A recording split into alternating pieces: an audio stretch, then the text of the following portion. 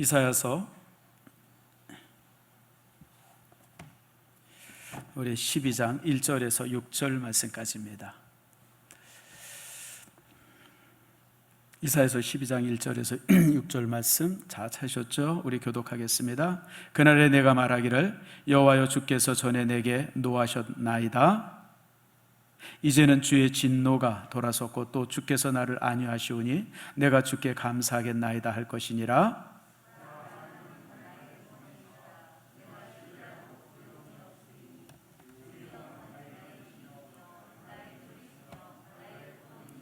그러므로 너희가 기쁨으로 구원의 우물들에서 물을 기르리로다.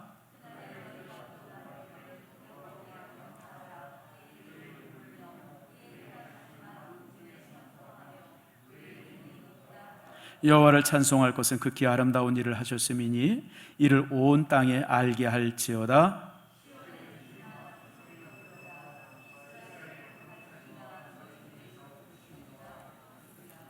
아멘. 기도하겠습니다. 하나님 감사합니다. 오늘 하나님께서 사랑하시는 귀한 아들이 주의 교회에 등록합니다. 우리 백승원 성도님 주님 축복하시고, 아버지 하나님 주의 교회 등록이 하늘나라의 생명책에 기록되어지는 축복 내리워 주시옵소서. 강건케 하시며 주의 교회 안에서 아름답게 하나님을 섬기고 믿음 생활하면서 더 큰 하나님의 일꾼 되게 해 주시옵소서. 저의 삶에 복을 주시되 건강의 복을 주시고 평안의 복을 주님 더해 주시옵소서. 오늘 이 시간 또한 우리가 간절히 소망하는 것은 김철구 선교사 건강을 위해서 기도합니다. 하나님께서 저를 붙들어 주셔서 저가 정말 일어서게 하시고, 정말 아버지 하나님 더 이상 나빠지지 않아서 한국에 와서 잘 치료받을 수 있도록 은총과 은혜 내리워 주시옵소서. 주 앞에 감사드립니다. 말씀이 우리에게 힘이 되게 하시고 말씀이 우리에게 능력 되게 해 주시옵소서. 주 앞에 모든 것 감사드리고 예수님의 이름으로 기도드립니다. 아멘. 우리 옆 사람과 한번 인사합시다. 축복합니다. 사랑합니다.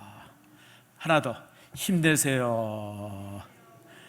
힘내시기를 축복합니다. 성도 여러분, 힘들죠? 힘들죠? 저도 사실은 요 몇 주간이 되게 힘들었습니다. 3주 전에 우리 원희룡 선교사가 이렇게 확진됐다고 하는 소식 들으면서 참 많이 좀 이렇게 마음이 좀 힘들었어요.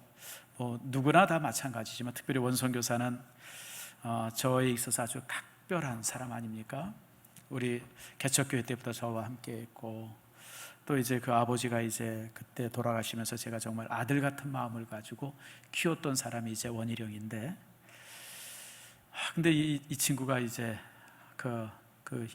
거기서 이제 이렇게 확진됐다고 하는 소식을 들으니까 참 얼마나 참 이렇게 좀 마음이 힘들었는지 몰라요.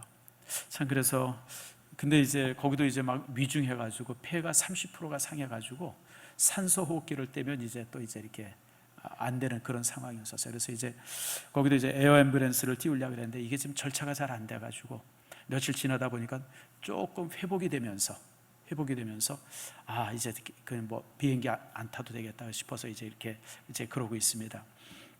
그러놨더니 또 이제 그 자넷이 또 이제 이렇게 확진이 됐잖아요. 한 주간 동안 그것 때문에 좀 많이 힘들었죠. 그리고 나니까 또 이제 자넷이 괜찮아지니까 또 이제 이렇게 그 김철구 선교사 입원 소식이 이제 전해진 겁니다. 참 여러분, 그 김철구 선교사는 저랑 개척교회 할 때 거의 함께했던 그 형제 같은 사람이죠. 저희 집에서 같이 저랑 1년 넘게 같이 살았어요. 그 여러분 장항동 그 집에 같이 살았고, 그뿐 아니죠. 그 아들은 그 준철이도 한 3년 가까이 제가 이제 이렇게 데리고 살았고, 이제 그런 아들이었었는데, 참 이렇게 이제 이렇게 입원했다는 소식 듣고, 참 그래서 이제 좀 괜찮으려니 했는데 이게 점점 더 나빠지는 거예요. 그러니까 의사들이 치료 방법이 없으니까 한국에 후송하라고 자꾸만 그러는데, 이게 이제 이 자카르타 공항에까지 갈 수 있는 방법도 없는 거예요. 왜냐하면 센타니가 이 공항이 그냥 막혀버렸어요. 클로즈가 돼버렸어요. 그러니까 거기도 갈 수 없고, 또 자카르타에 간다고 해서 무슨 뾰족한 수가 있는 것도 아니고, 산소 호흡을 해야 되는데 산소 구하기도 막 쉽지 않고, 아무튼 그래서 정말 그런 가운데서 이제 한 주간을 이렇게 보냈어요. 그래서 이제 제가 이걸 의논하려고 GMS를 갔는데, GMS는 그냥 전쟁이에요, 전쟁. 왜냐하면 우리 GMS가 파송한 선교사가 2,700명이잖아요. 그 중에 이제 절반 정도가 들어왔습니다. 절반 정도가 들어오고 이제 절반 정도가 남았는데 이제 이 사람들이 자꾸 확진되기 시작하는 거예요. 그래가지고 사실 전주에 두 가족이 들어왔어요. 에어 앰뷸런스를 타고. 하나는 이제 미얀마에 있는 그 선교사 한 분이 들어왔고, 또 한 선교사는 이제 그 조지아에 있는 선교사인데, 그 조지아에 있는 선교사는 이제 저랑 또 이 동기입니다. 신대원 동기인데 정정욱 선교사. 근데 이게 들어오는데 이게 비행기 타고 뭐 몇백만 원이면 이게 상관이 없어요. 이게 비행기 타면 에어 앰뷸런스 타고 가지고 에어 앰뷸런스라고 해서 이게 보통 2억 전후입니다. 지금 김철구 선교사도 한 2억 5천 정도 있어요, 들어오는데. 그러니까 이게 뭐 그냥 교회가 멘붕이에요, 멘붕. 그 돈을 무슨 수로 만들겠어요, 여러분들? 갑자기 대형 교회라면 모르겠는데. 그러니까 막 교회도 힘들고 막 그냥 뭐 본인도 힘들고 또 그러고 있는데 이제 그 또 연락이 왔는데 이게 차도도 볼 수도 없고 덤덤 나빠져서 빨리 들어와야 된다는 거예요. 그래서 사실은 어제 이제 우리 교회 오신 몇 분 장로님들과 만나서 지금 빨리 들어와야 됩니다. 그냥 그 사실은 이제 이 보험 든 게요, 우리 교회 우리 GMS에서 보험 든 게 에어 앰뷸런스를 바로 쓸 수 있는 게 아니고 이 병원에 딱 2주를 입원하고 나서 도저히 그 병원에서 치료할 수 없습니다라고 하는 그 소견서가 나올 때 그 이제 이렇게 에어 앰뷸런스를 이제 이렇게 부를 수 있고, 그럴 때 이제 보험에서 5천만 원을 대줍니다. 근데 예전에는 그 5천만 원이면 그 어느 정도 이제 이렇게 커버가 됐었어요. 근데 지금은 이게 2배, 3배 뛰어가지고요. 지금 에어 앰뷸런스 타는데 기본이 2억, 3억이에요. 그러니 여러분 그냥 뭐 그래서 지금 이제 이 GMS에서 지금 훈령을 지금 전 선교사들한테 내리고 있습니다. 버티지 말고 다 들어와서 백신 맞고 다시 나가라. 괜히 거기서 이렇게 그 병에 걸리면 이게 치료 방법이 없는 거예요. 여러분 생각을 해보세요. 이게 교회가 무슨 수로 2억 3억을 마련하겠어요. 뭐 땅 팔 수 있는 것도 아니고 팔 수 있는 집이 있는 것도 아니고. 그러니까 이게 한번 이런 사건이 확 터져버리면 교회마다 엄청난 시험거리가 되어지는 거예요. 그렇다고 그냥 내버려둘 수도 없는 상태고. 사실 지금 이제 우리 교회도 그런 상황 아닙니까? 근데 이제 준철이가 아주 참 하나님의 은혜로 미션 펀드를 이렇게 좀 만들어 가지고 지금 이제 반액 정도가 이제 모금이 됐어요. 이제 나머지도 또 모금을 하고 뭐 이러면서 또 우리 교회가 이제 헌금하고 그러면 뭐 충분히 들어오는 데는 문제가 없을 것 같아요. 또 이제 들어와서 치료받고 이런 과정들. 그래서 사실은 지난 한 주간 동안 굉장히 힘들었어요. 그러니까 3주간 내내 이러다 보니까 참 힘들더라고요. 제가 예전에는 안 그랬어요. 젊었을 때는 40대 50대는 뭐 이런 일 닥쳐도 눈 하나 깜짝 안 했는데 그까짓 거 그런데 이게 60 중반이 넘어서니까 이제 이런 일들이 되게 힘들어지네요. 그냥 막 그냥 막 신경 쓰고 막 그냥 막 이러고 그러니까 그래서 이게 나이 든다는 게 이게 나이 든다는 거구나. 사람들이 은퇴하는 게 이런 어떤 이 중압감들을 견딜 수 없고 그래서 은퇴하나 보다. 제가 이제 그런 생각을 하면서 한 주를 이제 보내고 있었습니다. 그러다가 이제 지금 이제 성경을 쭉 읽다가 지금 우리가 이사야를 읽지 않습니까? 설교하기 위해서 이제 이사야서를 쭉 여러분보다 제가 한 주간 먼저 읽거든요. 그래서 이제 먼저 읽으면서 설교를 준비하는데 그러다가 이제 이사야서 12장 2절 말씀에서 제가 참 은혜를 받았어요. 자, 12장 2절 말씀에 이렇게 말하죠. 보라, 하나님은 나의 구원이시라. 이 말씀이 얼마나 은혜가 됐는지 몰라요. 그래, 하나님이 구원이시지. 백신이 구원이 아니라, 에어 앰뷸런스가 구원이 아니라, 모금이 구원이 아니라, 미션 펀드를 해서 무슨 돈을 모으는 것이 구원이 아니라 결국은 하나님이 우리의 구원이 되시는구나. 이 말씀에 제가 은혜를 받고 그러면서 이 받은 은혜를 우리 성도들과 함께 좀 나눠야 되겠다라고 해서 이 말씀을 준비해서 여러분 앞에 섰습니다. 여러분, 하나님이 우리의 구원 되십니다. 여러분, 하나님이 우리의 구원된다고 하는 사실을 다시 한번 기억하세요. 우리가 인생을 살다 보면 어려운 일들이 참 많습니다. 두려운 일들이 참 많습니다. 근데 여러분, 두려움이 나쁜 것 아닙니다. 두려움은 방어 기제입니다. 우리가 두려움들이 있기 때문에 우리가 건강하게 잘 사는 거예요. 여러분들, 두려움 없는 사람들은요 항상 큰 사고 칩니다. 여러분, 전쟁을 경험해 본 사람은요 전쟁의 무서움을 알아요. 그래서 전쟁을 안 일어나게 하기 위해서 그렇게 애쓰죠. 근데 전쟁을 경험해 보지 않은 사람들은요 무슨 전쟁이 무슨 뭐 게임인 줄 알아요. 놀인 줄 알아요.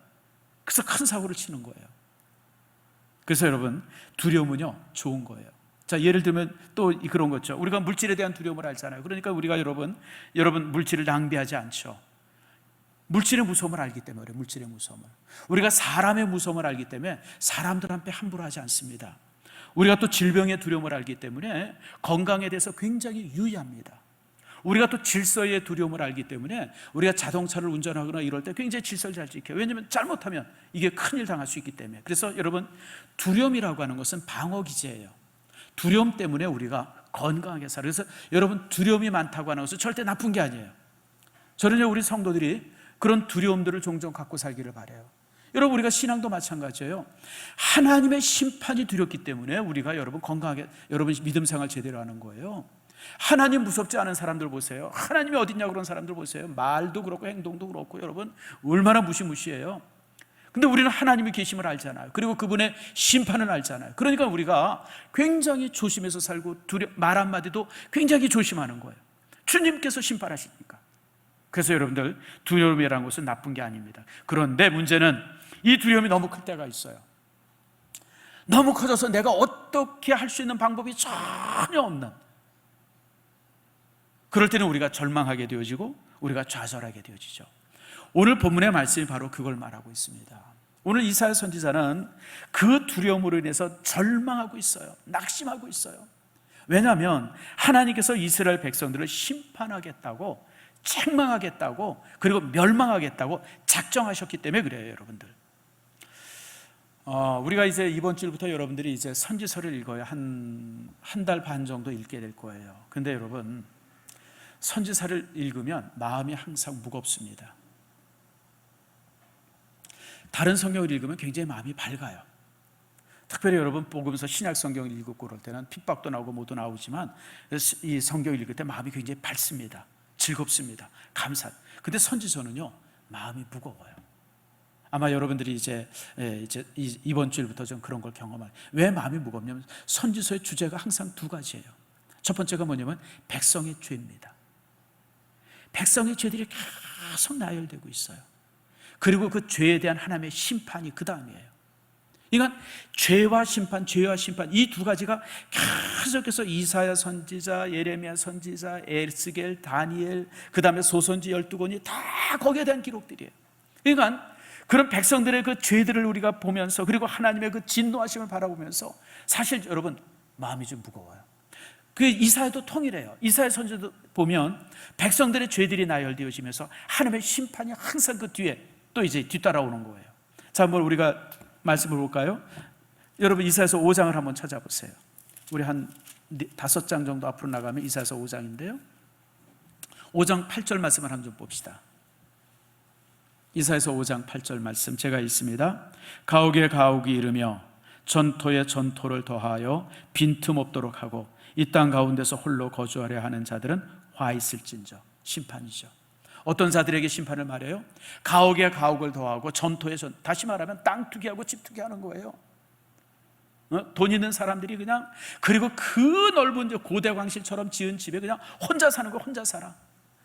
다른 사람들, 가난한 사람들은 그냥 정말 거지처럼 길바닥에 놔둬서 그러고 사는데, 부자들은 그냥 뭐 집에 집을, 여러분 지금 우리나라 문제도 그렇잖아요. 요즘에 뭐 아파트 값이 올라간다. 이유가 뭐예요, 여러분들? 한 사람이 두 채, 세 채, 네 채씩 가지고 있는 거예요. 한 사람이 한 채씩 가지고 있으면 이렇게 올 이유가 없는 거예요, 여러분들. 근데 그냥 이게 돈 된다 싶으니까 그냥 또 사고 또 사고 또 사고, 이러니까 그냥 집이 몇 채씩 가지고 있으니까 그냥 아파트 값이 천정부지로 뛰는 거 아니에요? 여러분 이게 요즘 얘기가 아니라 이게 3,000년 전 얘기예요. 3,000년 전. 3,000년 전에도 이런 사람들이 있어서 이런 사람들이. 그러니까 하나님께서 내가 그들에게 진노한다. 화 있을진저. 하나님의 재앙이, 하나님의 진노가 그들에게 임할 거라고 하는 거예요. 여러분 그뿐 아니죠. 11절 말씀 보세요. 11절에 뭐라고 그럽니까? 아침 일찍 일어나 독주를 마시며 밤이 깊도록 포도주에 취하는 자들은 화 있을진저. 무슨 얘기예요? 새벽부터 아침부터 술 먹고 독주 마시고 하루 종일 그냥 진탕거리고 논다는 거예요. 네? 그런 사람이 3,000년 전에도 있었잖아요. 자, 그 다음에 또 여러분 몇 줄을 보냐면 23절 말씀 보세요. 그들은 뇌물로 말미암아 악인을 의롭다 하고 의인들에게 그 공의를 빼앗는도다. 사실 5장 말씀, 그 5장에 있는 말씀 전부 다가 인간들의 죄예요. 백성들의 죄입니다. 별별 죄들이 다 있어요. 별별 죄들이. 우상 숭배하고, 뭐 여기 지금 읽어드린 23절에 있는 말씀처럼 뭐 그냥 이 법이라고 하는 것이 가진 자들을 유익하게 하는 막 그런 게 되어지고, 막 그러면서 그냥 뭐 그냥 엉망이 됐어요. 엉망이. 그러니까 하나님께서 내가 이 백성을 심판한다, 책망한다. 주님께서 이제 이렇게 이제 심판을 명하신 겁니다. 자, 그러니 여러분들, 하나님의 이런 심판을 들었을 때 여러분, 이사야 선지자가 얼마나 힘들었겠어요. 하나님 앞에 사정하고 하나님 앞에 뭔가 긍휼을 구할 수도 있는 상황이에요. 왜냐하면 이사야 선지자가 눈으로 보니까 부자들은 그냥 고대광시 같은 집을 짓고 흥청거리고 사는데, 가난한 사람들은 그냥 막 끼니 때문에 그냥 쩔쩔매고 살고 있고, 그 권력을 잡은 사람들은 그 권력을 가지고 자기 마음껏 사용하고, 그리고 신앙 생활은 그냥 뭐 엉망이고, 우상 숭배하고 거짓 숭배하고 막 이러는 삶을 눈으로 하고, 그런 목격 속에 하나님께서 심판을 명하시니 얼마나 이사야 선지자가 두렵고 떨림이 있겠어요. 자, 그런데 이렇게 하나님께서 노하셨는데, 그런데 이사야 선지자가 희망을 갖습니다. 그 희망이 뭐냐면 2절에 있는 말씀이에요. 자, 12장 2절 말씀을 다시 한번 찾아봅시다. 한번 따라합시다. 보라, 하나님은 나의 구원이시라. 하나님께서 우리의 구원이 되세요. 왜냐하면 1절 후반절에 이제 하나님께서 그 진노를 돌이키셨고 우리를 안위했다고 하는 것은 위로했다는 것. 하나님께서 우리를 위로하셨어요. 그러면서 이사야 선지자, 보라, 하나님은 구원이시다.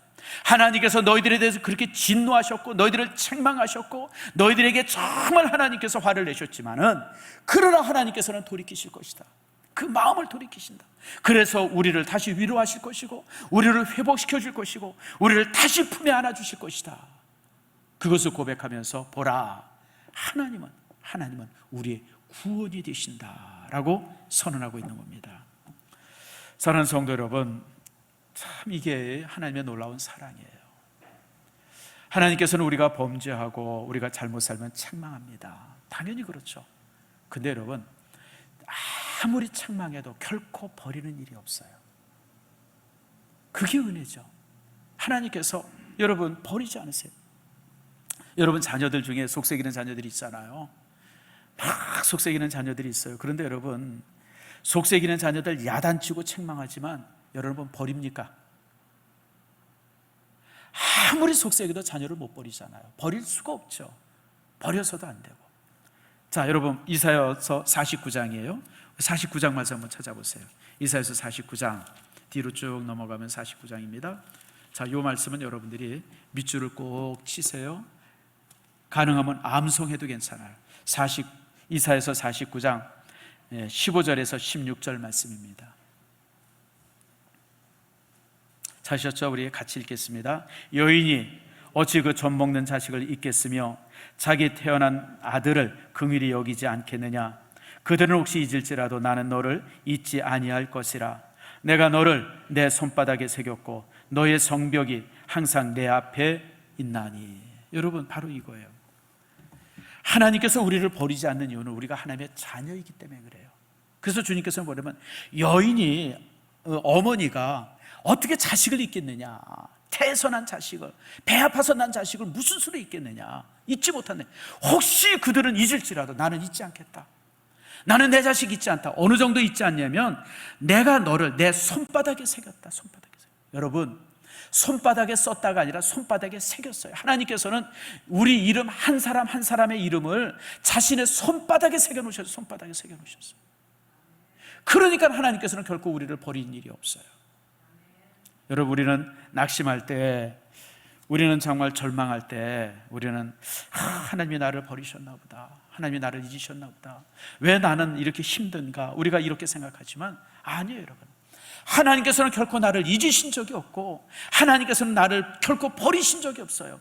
하나님께서는 나를 자신의 손바닥에 새겨놓고 아침마다 순간마다 시간마다 내 이름을 부르시고 나를 기억하신다고 하는 거 여러분 잊지 마세요.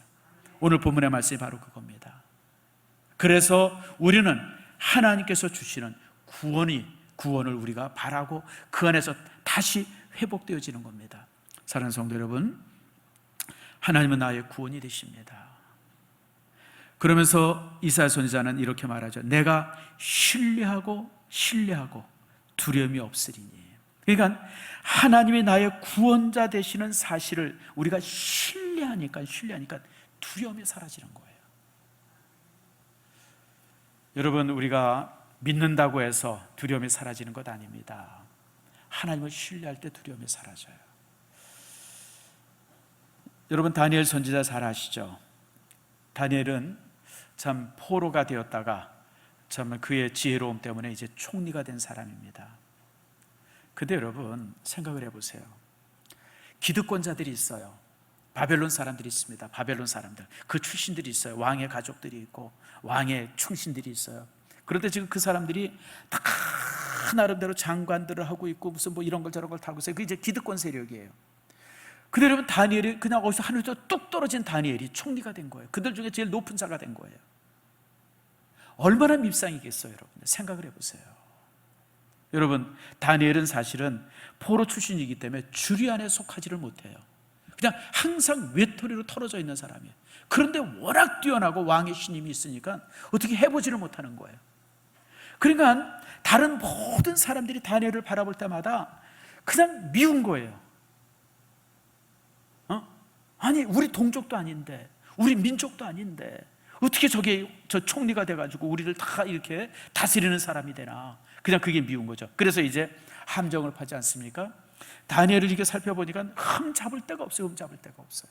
무슨 부정을 하나, 미련하기를 하나, 일을 못하나, 모든 게 있어서. 근데 하나가 딱 나왔어요. 그게 뭐냐면 믿음이 틀린 거예요. 믿음이. 그 사람들은 그 사람들이 섬기는 신이 있어요. 근데 다니엘은 하나님을 섬기지 않습니까? 그게 하나가 달라요. 야, 이걸 가지고 함정을 만들자. 그래서 그 사람들이 함정을 하나 만들죠. 그 함정이 뭡니까? 앞으로 며칠 동안은 왕에게만 기도해라. 왜냐하면 왕은 신의 아들이니까 신이에요. 신의 아들인 것이. 왕에게만 기도하고 그 어떤 다른 존재에게도 기도하지 못한다. 그리고 이를 어기시에는 사자굴에 집어넣는다. 그런 걸 조서를 만들었어요. 그리고 왕한테 가져왔습니다. 왕이요, 우리가 대왕님을 섬기면서 이런 조서를 하나 만들었습니다. 뭔데? 앞으로 며칠 동안은 오직 왕께만 기도하라. 여러분, 그런 조서를 가져오면 그거 싫다고 그럴 왕이 어디 있어요, 여러분들? 자신을 왕으로 섬긴다는데. 그러니까 이 왕이 아무 생각 없이 도장을 콱 찍어줬어요. 야, 그거 괜찮겠다. 야, 너 아주 충신이네. 도장을 딱 찍어줬는데 이게 문제가 뭐냐면 이게 다니엘이 걸리는 거예요. 그러니 여러분, 왕이 도장을 찍었는데 그걸 무슨 수로 변개하겠어요?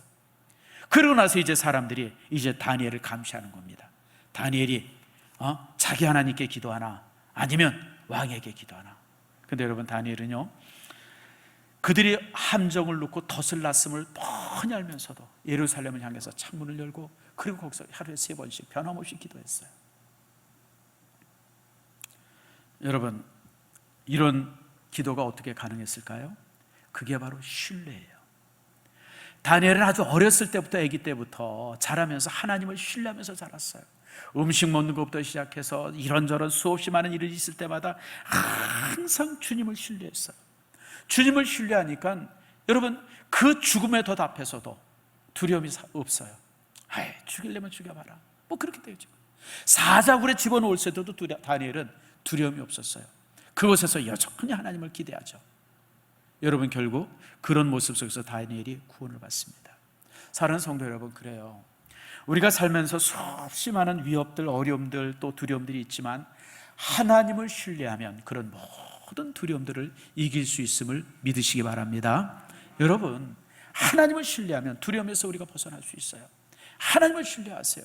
그분이 우리를 치료하시는 분이고 그분이 우리를 회복하시는 분임을 믿으시길 바랍니다. 그래서 오늘 다시 이사야는 또 이렇게 주 앞에 고백합니다. 주는 이 두려움이 없어지면서 주 하나님은 나의 힘이시고 나의 노래시며 나의 구원이심이라고 선언해요. 하나님이 그래서 나의 구원이십니다. 나의 힘이 되십니다. 나의 능력이 되십니다. 여러분, 하나님을 신뢰하니까 하나님께서는 단순히 우리의 두려움만 사라지게 하시는 것이 아니라 우리 인생의 힘이 되어 주신다는 거예요. 힘이. 여러분, 지금까지 여러분이 뭐 믿고 삽니까? 실력 믿고 삽니까? 여러분의 능력 믿고 삽니까? 여러분, 우리 능력이라는 건 참 보잘것없어요. 성경에도 이렇게 보면요, 대단한 사람들도요, 그 쉽게 그 사람이 번아웃이 되더라고요. 여러분, 엘리야 같은 선지자 보세요. 그 대단한 사람이 그냥 죽여주시옵소서 그러고 번아웃이 되잖아요. 번아웃이 되잖아요. 여러분, 시편에도 보면 다윗이 뭐라 그래요? 내 영혼아, 내가 어찌하여 낭망하며 어찌하여 내 속에 불안하여 하는 거라고 하면서 좌절하는 모습을 봐요. 다윗이 얼마나 힘들냐면, 내 영혼아 어찌하여 그렇게 낙심하느냐. 여러분, 아무리 뛰어난 사람들도 여러분 지칠 때가 있어요. 쓰러질 때가 있어요. 여러분, 믿음의 영웅이었던 바울도요, 똑같은 말씀을 하죠. 고린도후서에 보니까 이렇게 얘기해요. 내가 살 소망이 끊어지고 내 마음에 사형 선고를 받은 적이 있다. 마음의 사형 선고를 받았다는 게 뭐예요? 이제 끝났구나. 내 인생이 이제 끝이구나. 그리고 이제 모든 것을 포기했다는 거예요. 바울도 그럴 때가 있어요. 그러니까 여러분들, 우리가 이 땅에 살면서 나는 아니에요. 여러분, 제가 살아보니까요, 그냥 어느 순간 삽시간에 내가 무너질 때가 있어요. 그냥 와르르 무너질 때가 있어요. 와르르 무너질 때가 있어요. 마음도 무너지고 삶도 무너지고 생각도 무너지고 판단도 무너지고 그럴 때가 있어요. 그럴 때 여러분, 하나님을 신뢰할 때 그분은 우리에게 힘이 되어 주십니다. 그분은 우리의 힘이 되어 주십니다. 그러면 여러분들, 오늘 이 본문의 말씀들을 기억하시길 바랍니다. 여러분, 하나님은 우리를 이렇게 새 힘을 주시는 분이에요. 새 힘을 주시는 분이에요. 여러분, 이사야서 40장 말씀 한번 볼까요? 뒤로 조금 넘어가서 40장 봅시다. 이사야서 40장 31절 말씀이에요.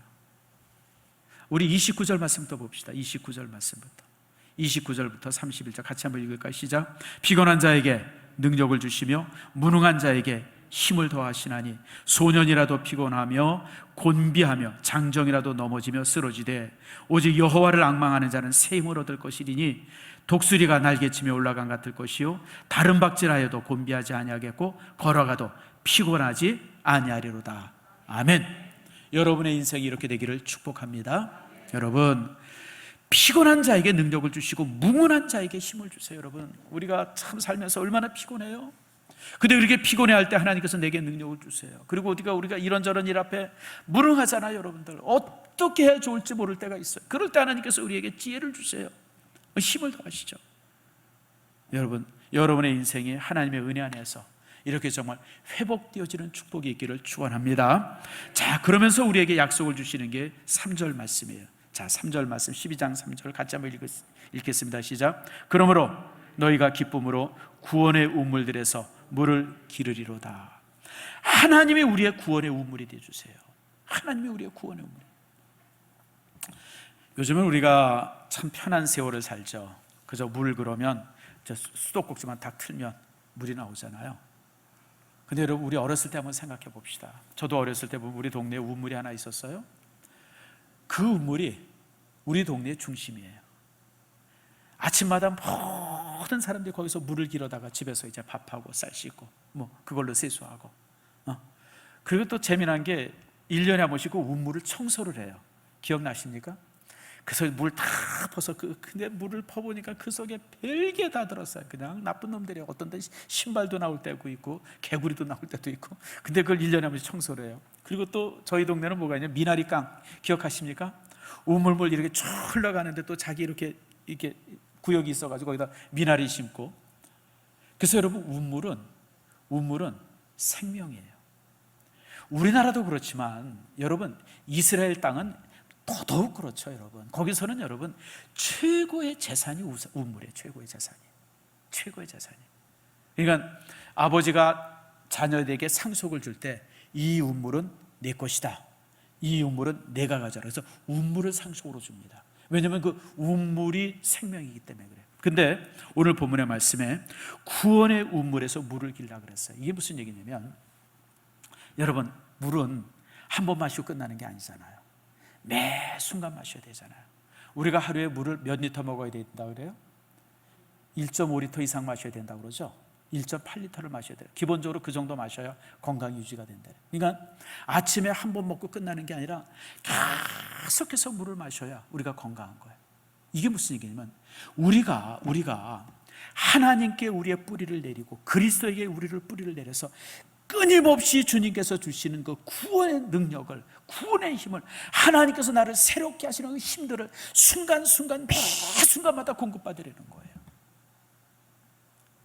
이거는 하나님 참견하지 마세요, 이건 내가 한번 해볼게요, 그러는 것이 아니라 우리가 무엇을 하든지 간에 어떤 일을 하는 게 모든 순간마다 하나님을 의지하면서 살아가려는 거예요.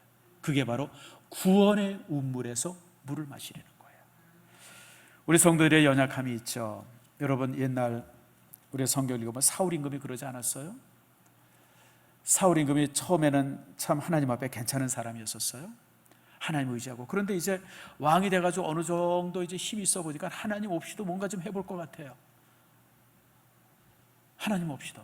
그러니까 이제 전쟁을 하려고 그러는데, 전쟁터 앞에 나가는데, 전쟁하기 전에 항상 하나님 앞에 의지하고 기도하고 예배하고 전쟁을 해야 되는데, 사울이 뭐 저기 그냥 한판 해보지 뭐, 그럼 되겠어. 그러고 이제 해요. 그때부터 이제 하나님께서 사울을 떠나죠.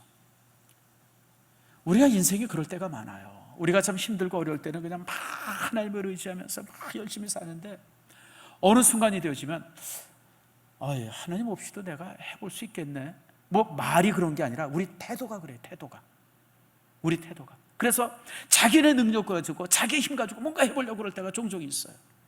그러지 말라는 거예요. 쉬운 일이라 할지라도, 아주 편안한 일이라 할지라도 항상 매 순간 하나님을 의지하려는 거예요. 아멘 하십니까? 여러분, 그러시기를 축복합니다. 구원의 우물에서 물을 마시는 게 바로 그거예요. 매 순간마다, 그것이 비록 사소하고 작은 일이고 보잘것없는 일이라 할지라도 하나님을 의지하라. 바로 이제 그것을 우리에게 말씀하고 있습니다. 말씀을 맺습니다. 사랑하는 성도 여러분, 참 이제 우리 인생 속에 요즘에 참 어려운 일들이 많이 있습니다. 이런 일이 많이 있을 때 여러분들 답답해하지 않길 바랍니다. 제 아무리 찰흙같이 어둡고 답답한 문제라 할지라도 여호와 하나님이 우리의 구원이 되십니다. 그분이 우리의 힘이 되십니다. 그분이 우리의 능력이 되십니다. 여러분, 어떤 상황에서도 절망하거나 낙심하지 마세요. 사실 저도 생각을 해보세요. 여러분들, 화요일인가 수요일날 송성 교사님한테 전화가 왔는데, 우리 집사람을 통해서, 목사님 우리 김성 교사 살려주세요. 그러고 전화 오는데 참 이게 억장이 무너져요. 이거 어떻게 해야 되나, 이거 어떻게 해야 되나, 이거 어떻게 해야 되나. 여러분, 참 이런 일들이 우리에게 종종 있어요. 여러분, 내가 정말 뭔가 이렇게 지금 당장 할 수 있는 게 아무것도 없잖아요. 떨어져 있는 건 지금 뭐 한 5,000km 이상 떨어져 있고, 그리고 무슨 뭐 비행기를 띄울 수 있는 상황도 아니고, 그리고 지금 비행기를 띄우면 몇 억의 돈들이 필요하고, 이게 도대체 내가 이 상황에서 내가 할 수 있는 게 뭐가 있나. 그리고 그냥 의료진들이 너무 엉망이 돼가지고, 아무튼 입원한 지 일주일이 됐는데도 차트가 없어요. 차트를 보내달랬는데 차트를 안 보내주는 거예요. 우리가 지금 작성하겠습니다 뭐 이러고 있고, 그냥 답답함이 이루 말할 수가 없죠. 여러분들, 어떻게 해야 돼요? 기도해야죠. 그리고 제가 하나님께 하나님, 내가 할 수 있는 게 아무것도 없네요. 내가 할 수 있는 게 위로밖에 없네요. 그러나 하나님은 우리의 구원이 되십니다. 하나님이 우리의 힘이 되심을 믿습니다. 우리의 생명을 하나님께서 지켜주실 줄 믿습니다. 저 김철구 선교사 주님께서 지켜주실 줄 믿습니다. 그리고 여기까지 왔어요. 이제 그 하나님께서 이제 목요일, 금요일까지 지켜주실 줄 믿습니다. 우리의 모든 소원하는 것이 정말 기적같이 기적을 만들어낼 것이고 정말 그 물질의 양 가득 채워주실 것이고, 사실 저는 그래요. 하나님께서 우리 더 많이 주시면 이걸 우리가 기금으로 좀 가지고 있어야 되겠다, 이런 상황 속에서 이렇게 우왕좌왕하지 말고 우리가 정말 어느 정도 가지고 있어서 선교사들에게 이런 문제가 생길 때 바로 나올 수 있도록 뭔가 좀, 사실 그렇잖아요 여러분. 사실 이성원 선교사가 이제 혼자 나왔는데 이거 뭐 애들은 그냥 거기다 두고 저 혼자 나왔습니다. 그런데 이유는 딱 하나예요. 뭐겠어요? 여러분 안 봐도 알죠. 4사람 다 올려면 1,000만 원이 넘게 드니까 감당이 안 되는 거예요. 그러니까 혼자만 나온 거야, 혼자만. 그러니까 나도 또 줄 돈이 없으니까 그냥 모른 척하고 그래, 그냥 애들 거기 있는 게 편하지, 그리고 얘기는 했는데 그냥 마음이 그냥 목사가 그걸 모르면 목사도 아니죠 여러분. 선교사를 저렇게 파송해 놓고 있는데 그걸 왜 모르겠어요. 그러니까 이게 좀 우리 교회가 이런 재정적 능력이 좀 있어야 되겠다. 선교사들이 한국에 온다 그러면 그래 나와, 비행기 표 사줄게, 막 이럴 수 있는, 참 우리 교회가 참 이런 부분이 필요하겠다. 지금 우리가 19명 파송하고 있지 않습니까? 여러분 사실은 우리 교회가 힘이 붙이죠. 솔직하게 얘기하면 힘이 붙여요. 정말 우리가 선교사님들을 위해서 마른 수건에서 우리가 물짜 내듯이 그렇게 우리가 지금 선교하고 있어요. 그걸 여러분들이 더 잘 알죠. 그러나 이게 우리의 사명이에요. 우리가 이 땅에서, 그리고 일산신성교회가 이 땅에 존재하는 이유가 바로 이거예요. 그러니까 우리가 힘이 붙이더라도 저는 지금도 기억나요. 우리가 옛날에 개척교회 하다가 저 서안아파트 주상가로 갈 때, 그때 빚이 이제 여러분 돈 가지고 간 게 아니라 빚이 또 많았었잖아요. 그때 빚을 내서 가는데 어떤 집사님이 저한테 와서 그러더라고요. 목사님, 우리 선교를 한 3, 4년만 좀 쉬어봅시다. 왜 그러냐 그랬더니 3, 4년간 선교 안 하고 그 돈 딱 모으면 빚 갚을 수 있을 것 같아요 그러더라고요. 그래서 제가 뭐라 그랬게요? 여러분 잘 아시죠? 그때 제가 그렇게 얘기했습니다. 집사님, 우리 교회 관둡시다. 선교도 안 하면서 무슨 교회를 합니까? 목사 월급 주려고, 목사 먹여 살려고 교회 합니까? 교회 관둡시다 그랬어요. 그러고 이제 없는 말이 돼버렸어요. 여러분 그 마음은 지금도 저는 변함이 없어요. 교회가 이 땅에 존재하는 이유는 복음을 전하고 하나님의 나라를 세우는 것만이 교회의 존재 이유입니다. 목사 사례비 주려고 교회에 있는 것 아니에요? 그렇죠 여러분. 그래서 사실 우리가 아무리 힘들어도 최선을 다해서 우리가 애써야 할 일들이 바로 복음 전한 일입니다. 저는 이 일이 이번 일로 인해서 더 아름답게 열매되어지기를 축복합니다. 신성교회는 참 대단한 교회다. 대단한 교회다. 파송한 선교사만 19명이 아니라 그 한 명 한 명의 생명을 저렇게 보호하고 지키고 저렇게 함께 하는구나. 이게 사실 참 우리 스스로도 감사하지만 우리 주변에도 알려져야 돼요. 선교는 저렇게 하는 거구나. 우리 교회가 일종의 선교의 샘플이 돼야 돼요. 저는 여러분들이 이러기 위해서 애쓰고 땀 흘릴 수 있기를 축복합니다.